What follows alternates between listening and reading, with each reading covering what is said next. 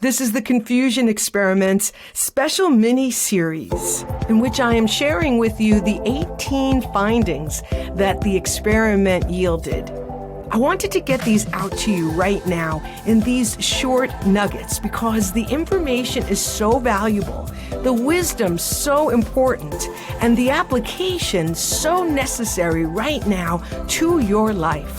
Whether you meditate or not, this is universal information that can help us on a very personal level. As we move into the experiment's 7th finding, we come to realize something very, very important.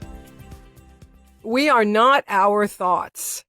For many weeks in the beginning of this experiment, I was tumbling and twisting and rolling inside a tornado of my thoughts. I am confused.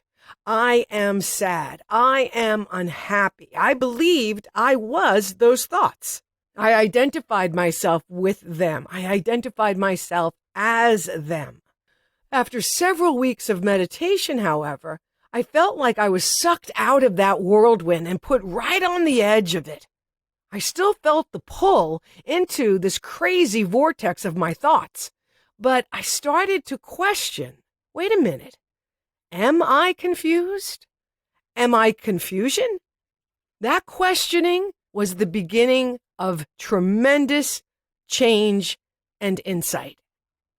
Then after a while, I moved far enough away from the chaos of my mind that I was able to observe my thoughts. It was similar to sitting in a movie theater. What a shit show, right? No wonder I've been confused and depressed. Look at these things. It's crazy. It's insanity.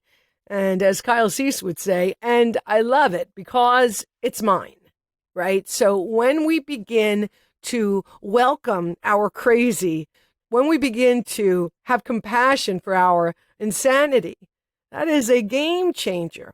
Because when we push our thoughts away, or when we have judgment on our thoughts, it causes a separation between ourself and ourself. And that's very damaging over time. I'm all about these days having tremendous compassion for myself, for my thinking, for my thoughts, for my feelings, because it's my responsibility to bring that compassion to myself. Sure, it's always wonderful when someone else does it, but if you can't bring it to yourself when they're not available, that leaves you in a very painful situation, which often leads to suffering. So I went from identifying myself as the thought to realizing that I am not my thoughts. I am something else. Over time, I found myself sitting with the me behind the me. I talked about that earlier in one of the nuggets of insight that I gleaned from this experiment. I found myself sitting or having the perspective of the Divine One, seeing things from its perspective. I was able to be in the environment of this intelligence that breathes me, that beats my heart.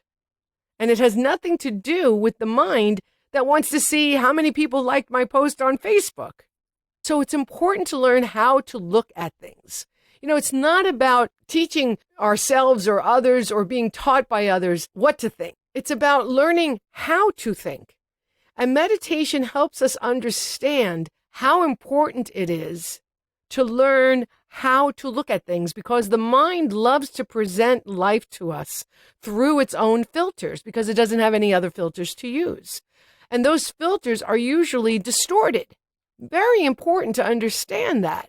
The filters of the mind are often distorted.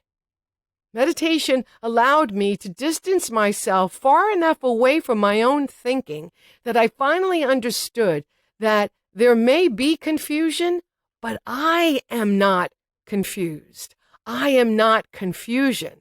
That was truly a monumental, transformational moment. Always question what your mind presents to you. Thanks for listening to the Confusion Experiments special mini-series, 18 nuggets of wisdom that offer tips and strategies that can help make your life a little less confusing. Head on over to CamilleConti.com at any time to purchase the book, learn more about the audiobook, and get the latest news of the full-length podcast. Now let's get on to our next finding and see how it can help make our lives a little less confusing.